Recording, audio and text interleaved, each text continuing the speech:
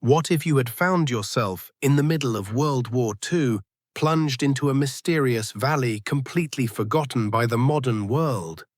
A place that appeared on no map, a place ruled by cannibalistic tribes.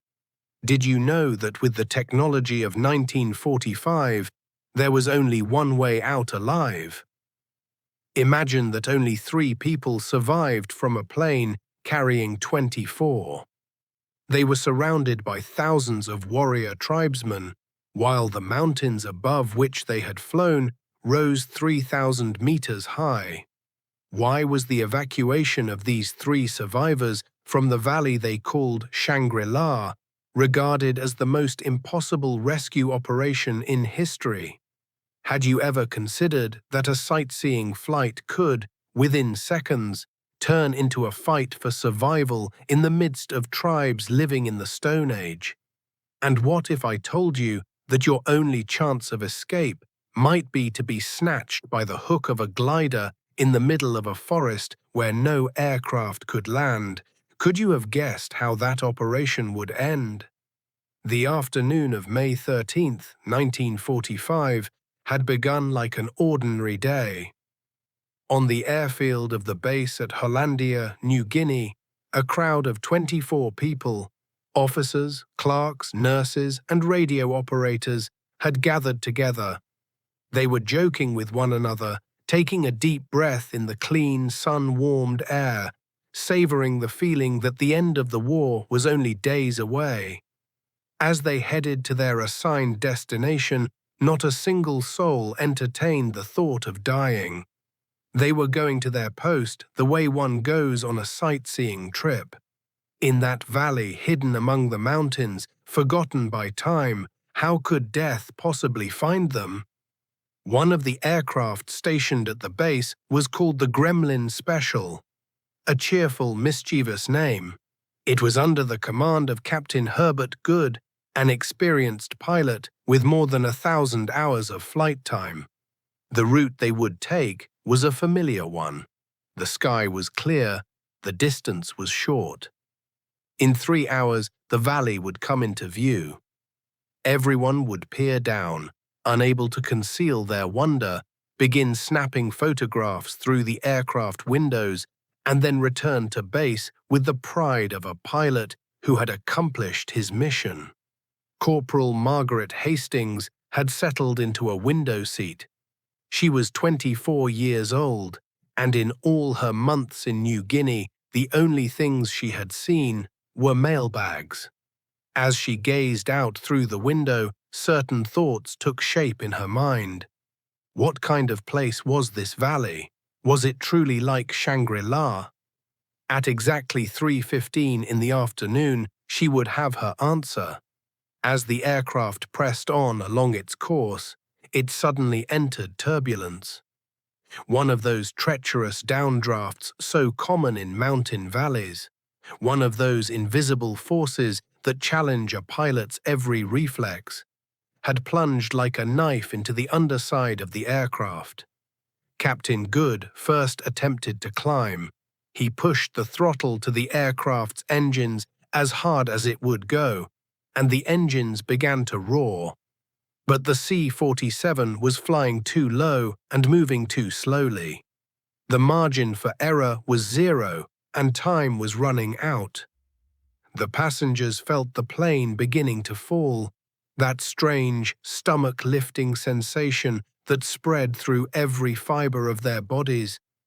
It was like an elevator dropping suddenly. Some of the passengers screamed. Some could not tear their eyes from the windows. When the aircraft's left wing struck the trees, everything happened at once. The metal fuselage had been torn apart and flipped upside down. The fuel tank ignited in an instant, and the Gremlin Special, that aircraft with its cheerful, mischievous name, slammed into the face of a mountain. 21 people perished within minutes, some burned alive, others crushed beneath the wreckage. 3 people had managed to survive.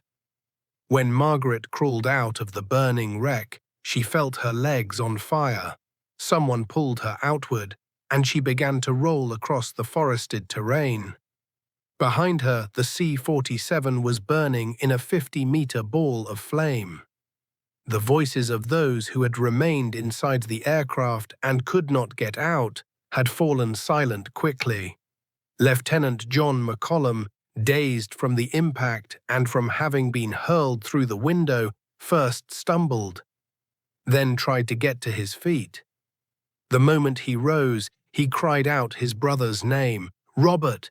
Robert!" No answer came, and no answer ever would. Sergeant Kenneth Decker had also been flung into the forested area. His face was burned, his right arm broken. In his eyes was a bewildered look, the look of someone struggling to comprehend something they cannot understand. 21 dead and 3 survivors. They were left utterly alone, encircled by mountains rising to 4,200 meters. In a valley too deep for any Allied base to reach, too remote for any aircraft to land in. On the first night after the crash, when the sounds of the forest creatures fell quiet, the cries of wild animals, the drone of insects, and the whisper of the unknown from somewhere in the distance rose up to fill the void. Margaret could not sleep that night.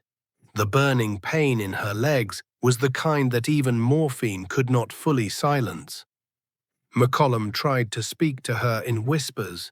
What he said could not be made out, but the mere presence of his voice mattered. Decker, his arm broken, sat hunched against a tree, waiting for the first light of dawn. Morning had finally come, but the situation remained the same. The mountains hemmed in the wounded on all sides, and no one had come to help. Margaret still could not walk. McCollum and Decker fashioned a stretcher from parachute silk and tree branches and decided to carry her. Getting Margaret onto the stretcher was no simple matter. She stumbled with every movement, writhing in pain.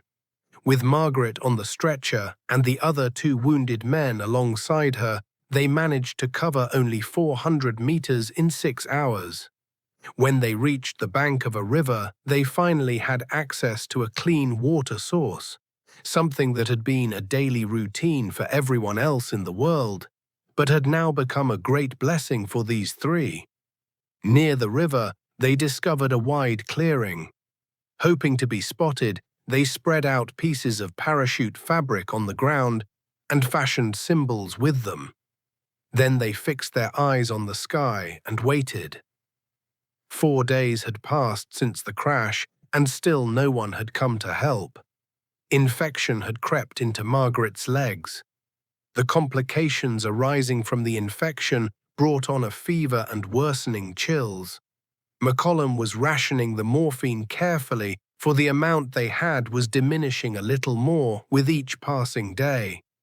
Decker's arm had swollen too. There was a truth that no one dared to speak aloud, yet everyone sensed it inwardly. If help did not reach them, at the rate things were going, they would lose Margaret within a matter of days. On the morning of May 16th, they heard the sound of an engine in the sky. The moment all 3 turned their eyes upward, they saw that the aircraft was flying low, so low that it felt as though it might almost graze the treetops. Fortune must have been with the 3 survivors, because McCollum waved the parachute cloth furiously, screamed, and leaped up and down, desperate for the aircraft to see where they were. At last, the plane spotted the 3 wounded figures on the open ground. First, it made a single pass, drawing a circle around them. Then it wagged its wings. The pilot dropped a tube from above. Inside the tube were food, water purification tablets, bandages, and a small note. The note read, "Help is coming, stay where you are." Margaret read that note and could not believe her eyes. She read it again. Help is coming. It promised a hope worth a lifetime. But how would this help reach them? The valley was ringed by mountains, and there was no suitable airstrip for landing. Helicopters could not reach this altitude. For ground forces to make their way on foot to this valley could take months. Help would come, yes, but no one yet knew how. Back in Hollandia, Colonel Ray Elau sat at his desk, refusing to accept that something was impossible. The maps before him showed a valley where 3 people were stranded. That valley lay 240 kilometers away, beyond impassable mountains, in enemy territory. He eliminated the standard rescue options one by one. A plane could not land in that valley. A helicopter did not have the altitude range to reach them.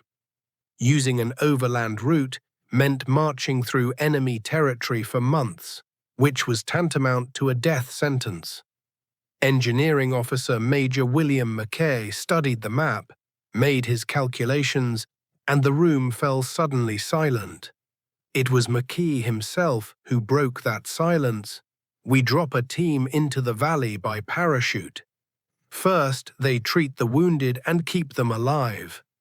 At the same time, we can construct a landing strip in the open section of the valley. Then, using the glider-snatching method, we get them out." No one wanted to say anything in response to this plan. The glider-snatching method, put simply, was this. A cable was stretched taut between 2 poles driven into the ground. The person to be extracted was attached to that cable, and as a low-flying aircraft descended toward the ground, a hook fixed to the aircraft would catch the cable, and the person attached to it would be yanked upward and into the aircraft at a speed of 130 kilometers per hour. This method had never been attempted with real human beings. It had been tested with cargo loads and test dummies, and it worked in theory. But the human body was another matter. Combat conditions were another matter. And attempting this method in the middle of a forest, among the mountains, behind enemy lines, that was something beyond another matter entirely. Colonel Eloa found himself obliged to approve the plan. He had no other choice. A call for volunteers was put out for the rescue operation. Lieutenant Walter Herndon was among the first to step forward. He was 24 years old, from the state of Georgia. He served in the 1st Reconnaissance Battalion and was a parachute-trained medical officer. No one asked him why he had volunteered. Perhaps the answer was obvious. There was no need even to ask. Sergeant Benjamin Bulato also joined the volunteers. He was Filipino-American, an expert in wilderness survival, and a man of quiet, resolute character. Lieutenant Herndon and Sergeant Bulato prepared 90 kilograms of supplies for the survivors. Penicillin and morphine, worth their weight in gold in those days, along with surgical instruments, food, machetes, and knives for clearing tree branches, were all packed into their bags. On May 19th, they boarded a C-47 and set off for the valley where the survivors were stranded. Lieutenant Herndon stood waiting at the open door of the aircraft. In that moment, he looked downward and saw the forest below. Green, infinite, poised to swallow everything whole. He had parachuted from aircraft into enemy territory before, but this time was different. The terrain they were now above was a place where, if something went wrong, no one could come to help. The light at the aircraft door turned green, and he jumped. After the parachute billowed open and he descended from the sky, it caught in the trees. Lieutenant Herndon found himself dangling from a tree branch 6 meters above the ground, swinging. Without wasting a moment, he released his parachute latch and landed on the ground. His ankle twisted on impact, but he could still walk. Sergeant Bulato had also caught in the tree branches. He too released his latch and dropped to the ground, but he was in good enough shape to stand up and walk with no trouble. As they moved silently through the forest, they heard certain sounds. At first they could not make sense of them, but their training told them these sounds belonged to members of the Dani tribe, the local people of this land. They recalled from their briefings that the Dani tribe killed strangers without blinking an eye. In the face of this shock, the two American soldiers froze where they stood. Before they could shake off the shock, 6 Dani warrior tribesmen appeared suddenly before them. The warriors held spears.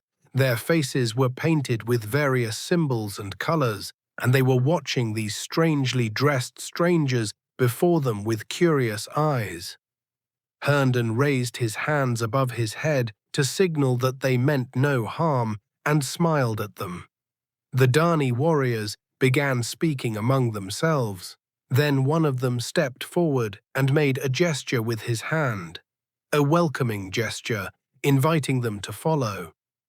2 hours later, making their way along invisible paths known only to the Dani warriors, they reached the place where Margaret Hastings lay. The moment Margaret saw 2 human beings approaching her, she began to weep. The tears that had been building inside her for days, now from pain, now from despair and helplessness, had finally found release, and she was pouring out that accumulated weight of emotion. Real medical help had at last arrived. This miraculous reunion was the first tangible sign of survival. Herndon looked at Margaret's burns and tried not to let what he was thinking show on his face. The infection was bad. The fever had reached a dangerous point. A few more days' delay, and Margaret would, in all likelihood, have been dead. Without waiting another moment, he administered the penicillin injection. He dressed her wounded legs. He gave her morphine to ease the pain. Then he raised his eyes and looked at Margaret and spoke to her frankly. "A rescue team is coming, but first we need to build a landing strip, and then the only way out of this hell is the glider-snatching method." Margaret did not understand at first. Herndon tried to explain. A cable would be strung taut between 2 poles planted in the ground. Then, as the glider made its approach at the lowest possible altitude, a hook on the glider would catch the cable, and the person standing attached to that cable would be yanked sharply upward and into the glider. "Has it ever been done before?" asked Margaret. "With people?" answered Herndon. "No." A silence fell. Then Margaret gave a slow nod. There was no other option. Time was short, so they wasted none of it and focused immediately on building the landing strip. At first, there were only Herndon and Bulato for the work. But when it became clear that 2 men alone could not carry the task, they sent word back to their base and requested reinforcements. More parachute soldiers were dispatched, along with various supplies, axes, saws, shovels, and explosives. By the time the calendar showed May 26th, Herndon had a team of 17 men under his command. Even that team of 17 was not truly sufficient. Fortunately, the warriors of the Dani tribe were there. Each morning, they came to help. No one fully understood why. Perhaps it was out of curiosity. Perhaps out of a sympathy they felt for these strange beings who had drifted down from the sky. Or perhaps it was the universal human instinct that stirs when one person witnesses another's helplessness, the one that compels you to help. They worked with their primitive stone tools, ripping out the roots of kunai grass at a pace no American had ever witnessed. Kunai grass stood 8 feet tall, and its roots were as resistant as steel wire. They felled trees by hand, wrenched stumps from the earth in a single motion, rolled boulders, leveled the ground. It was beyond belief. The weather conditions were not suited to working at a steady pace. Each day, temperatures climbed to 32 degrees Celsius. The humidity made breathing difficult. The men worked until they nearly fainted, rested briefly, then returned to work. Daily measurements were taken with a measuring tape to track how much progress had been made. Margaret waited out the duration of this work, lying on a stretcher, wounded. The antibiotics had brought her fever down. The infection was slowly receding, but her legs were still not strong enough to bear her body's weight. She watched the airstrip work go on for days.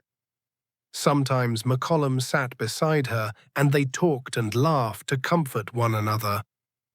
Sometimes young Danny men came and sat near her and looked at her because they were curious about her, just as she was curious about them. They had no common language in which they could communicate, but even through their gazes they could convey certain feelings to one another. To be alive, to be breathing here in this moment, that was enough. By June 3rd, 70% of the strip was complete. 4 days later, it was 80% done. Colonel Ellower passed a warning message over the radio, mentioning that monsoon season and the rains were approaching. Time was narrowing. On June 10th, construction of the airstrip was completed. It was not perfect, but it was a flat, open stretch of dirt, 150 meters long and 9 meters wide. It might just be enough for a glider. Whether it was enough and how well it would hold up, time would tell. Herndon lost no time in sending a message to the base at Hollandia. The message was short and clear: "We are ready." When Captain William Samuels was assigned the mission of rescuing the survivors, he had 16 years of flying experience. He had piloted gliders in combat in Europe and in the Pacific. He had been forced to land under fire, had walked away from accidents, and had mastered the art of overcoming the feeling called fear. But on the night of June 10th, waiting for the first light of morning, he sat down to write a letter to his family. It was not a farewell letter. He was not putting his feelings onto paper to say goodbye. The co-pilot and the rest of the crew aboard the Douglas C-47 Skytrain also wrote letters to their families. At dawn on June 11th, Captain Samuels entered the cockpit and flew the aircraft. When he came over the valley and looked down, what caught his eye was a narrow, strip-shaped patch of bare earth, opened up like a small wound in the middle of the mountains. 3 months ago, that ground had been forest. At 1,500 meters altitude, he separated from the tow cable and turned the glider toward that small strip. He had one chance. Too fast, and he would overshoot the strip and slam into the forest. Too slow, and the aircraft would crash into the ground and be destroyed. Everything had to happen at the right speed, at the right angle, at the right moment. Before Captain William Samuels began his descent, he looked once more at the strip below, then turned his gaze toward the mountains, and gave a slow nod. This was pure madness, but he was here now. There was no turning back. While fine calculations were being made high above in the aircraft, down below, Margaret Hastings was being carried to the extraction point. A corset was fitted around her to keep her body secure and prevent further damage to her wounds. Pillows were carefully bound to each of her burned legs to protect them from additional injury. Lieutenant Herndon walked Margaret through the stages of the plan one more time. Margaret listened carefully, then she closed her eyes, took a breath, and said she was ready. The Douglas C-47 Skytrain appeared in the sky. It began to descend, and with each passing minute it came lower and lower. The hook extended from the underside of the aircraft's fuselage. The pilot had one chance. He had to catch the hook onto the cable strung between the two poles. If he missed it, another attempt would be made, more fuel would be burned, and everything would become far more complicated. The aircraft drew close, very close, to the cable between the two poles, and on the first attempt the hook managed to catch the cable. The cable pulled taut, and in the blink of an eye, Margaret Hastings lifted off the ground. The acceleration was extraordinary. In 2 seconds she had reached a speed of 130 kilometers per hour. Airborne, Margaret felt the pain in her burned legs more intensely than ever and cried out in agony. The wind forced her to shut her eyes. For a brief moment she realized it. She was in the air, soaring above the forest-covered mountains, trailing behind a C-47, 150 meters above the ground. A month ago, she had gazed toward Shangri-La and wondered with quiet awe, what did this valley look like? Now, witnessing it with her own eyes, she was receiving her answer. The crew inside the aircraft were pulling in the cable. Their hands were trembling, but they were trying not to let it show. Margaret had risen high enough. She drew close to the hatch. Hands reached out toward her, gripped her, and managed to pull her inside the aircraft. This operation was the first successful glider-snatch involving human beings in the history of combat. Not a single word fell from Margaret Hastings's lips. She was simply weeping. McCollum became the second person brought aboard by glider-snatch. The extraction was harder for him than it had been for Margaret. He had watched with his own eyes what she had gone through in the air, and so he could grasp just how violent it might be. But despite everything, he held fast to the cable and waited for the hook to seize him. The hook succeeded in catching McCollum's cable as well. The acceleration nearly knocked him unconscious, but he too, in the end, had survived. Decker was the third. The pain in his broken arm was at an unbearable level, but he tried not to let it matter, because they had all finally reached the end of this ordeal. In the end, the rescue operation designed around the glider-snatching method succeeded. All 3 people who had survived the plane crash and lay wounded were successfully extracted from the punishing terrain in which they had been stranded. Captain William Samuels flew 9 sorties, each one more perilous than the last.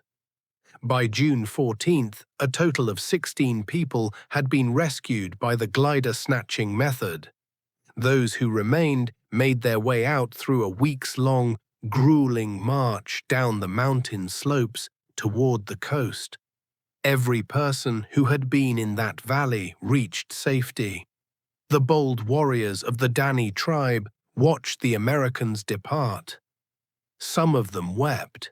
The bond forged between them in those weeks went beyond words. The languages spoken were different, there was no shared history, and yet a powerful bond had been formed. As the rescue team left, they left gifts behind, tools, cloth, pieces of metal that were treasured and preserved for generations. When a documentary film crew traveled to the region in 2011, they found that the Dani elders of Shangri-La were still telling the story their grandfathers had passed down to them.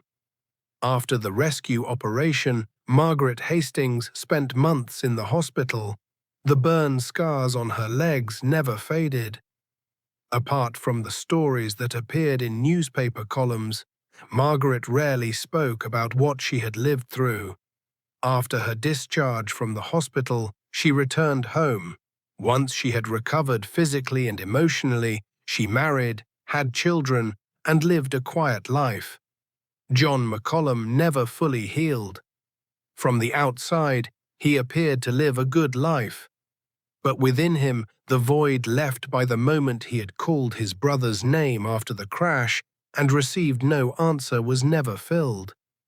He died in 2008 at the age of 89, and even in his final moments, that emptiness was still with him. Kenneth Decker, too, almost never spoke about what they had gone through. His family was only able to learn the full extent of what had happened after he died. In a trunk, they found various medals, documents, and newspaper clippings. He had kept them all. Perhaps those hidden items could serve as a clue, a trace of the things that had been lived through. Walter Herndon stayed on in the army after the war. He served in Korea, retired with the rank of colonel, and passed on his medical knowledge to others. He trained thousands of soldiers. But whenever Shangri-La came up, he always said the same thing: "I just did my job. We did it as a team. Even the Dani warriors helped us in this." The real credit belongs to Captain Pilot Samuels. Captain Pilot William Samuels continued his career as a civilian pilot after the war and flew for 30 years. At his funeral in 2003, Margaret Hastings delivered a speech. She told the gathered crowd that this man had saved her life. They had never met before the plane crash. They had never crossed paths. But a pilot who had written a farewell letter for 3 strangers he did not know, then settled himself into the cockpit and summoned the courage to land on a desolate strip. That was something words could not easily encompass. As Margaret said these things, she wept. Much of the audience could not hold back their tears either. Shangri-La Valley is still there today. Nothing has changed in the mountains or in the valley itself. The airstrip built by the Americans was long ago swallowed by the forest. For nature always wins, especially in forgotten places. There is no longer anything physical remaining from 1945, nothing etched in stone, nothing buried beneath the soil. But the energy of the stories lived out there goes on, alive in every atom of the earth, the rock, the valley, and the mountains. The most striking thing about this story is not the extraordinary courage demanded by the glider-snatching technique, nor the towering height of the mountains, nor the biological miracle of survival. The most striking thing is that no one ever gave up. Giving up was the easy choice. At every stage of this ordeal, every person in that valley had a valid reason to give up. Elor could have declared that the rescue operation was impossible, and he would have been right to do so. Herndon, standing in the forest with a sprained ankle and half his supplies tangled in the trees, could have said, "This mission cannot be completed." Samuels, after writing his farewell letters, could have said, "I refuse." The Dani tribe could have seen the strangers who had fallen into their valley as a threat and killed them. But none of them did any of these things. And this is precisely what books on military history find most difficult to capture. Because decisions of this kind are not shaped in combat tactics. They are shaped in the human soul. The 3 survivors of Shangri-La were fortunate. That is true. But luck was not what made Herndon stand at that doorway. Luck was not what made Samuels fly 9 sorties. Luck was not what made the Dani warriors come each morning and wrestle with the roots of kunai grass. They created their own luck, together as a team, and in that they succeeded. If you enjoyed our story, please remember to like the video and subscribe to the channel. By turning on your notifications and activating the bell icon, we want you to be the first to hear about our new videos. As we always say, you too are ambassadors of peace in bringing our community to every corner of the world. From which part of the world and which country are you following our channel? We look forward to seeing you in the comments. You too are part of keeping alive the memories of heroes like those in our video, lived through during World War II. We extend our deepest gratitude to you. Stay well.